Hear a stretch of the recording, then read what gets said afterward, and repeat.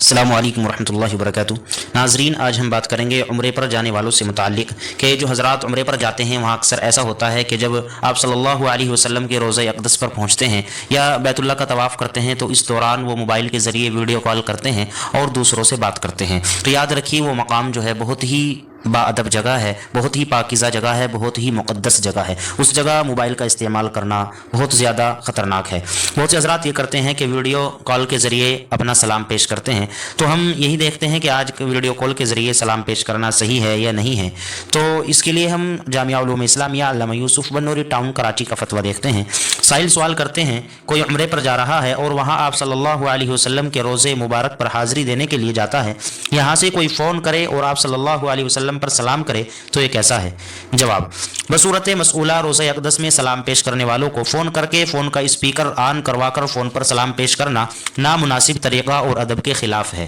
یہ بارگاہ انتہائی ادب کا مقام ہے، جسے وہاں کی حاضری نصیب ہو اسے پوری توجہ اور آداب کے ساتھ سلام پیش کرنا چاہیے،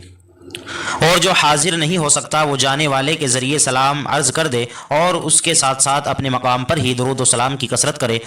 دور سے سلام پیش کرنے والوں کا سلام اللہ تعالیٰ فرشتوں کے ذریعے رسول اللہ صلی اللہ علیہ وسلم تک پہنچا دیتے ہیں، اور رسول اللہ صلی اللہ علیہ وسلم سلام کا جواب بھی دیتے ہیں۔ اگر کوئی حج یا عمرے پر جانے والے کو روزہ اطہر پر نبی کریم صلی اللہ علیہ وسلم کی خدمت اقدس میں سلام اور شفاعت کی درخواست پیش کرنے کو کہتا ہے تو شخص کی طرف سے مذکورہ ذمہ داری قبول کرنے پر اس کہنے والے کا سلام پہنچانا امانتاً و اخلاقاً واجب ہو جاتا ہے، اور وہ شخص جب روزہ اطہر پر پہنچے تو پہلے اپنی طرف سے صلاۃ و سلام پیش کرنے کے بعد پھر اس کہنے والے کی طرف سے درج ذیل الفاظ سے سلام پیش کرے گا اور شفاعت کی درخواست کرے گا: السلام علیک یا رسول اللہ من فلان بن فلان یتشفع بک الی ربک فاشفع لہ وللمسلمین۔ ترجمہ: یا رسول اللہ، آپ پر فلاں بن فلاں لفظ فلاں کی جگہ سلام بھیجنے والے کا نام لیا جائے کی طرف سے سلام ہے، جو آپ کے رب کی بارگاہ میں آپ کی شفاعت کا امیدوار ہے، آپ اس کی اور تمام مسلمانوں کی شفاعت فرمائیں۔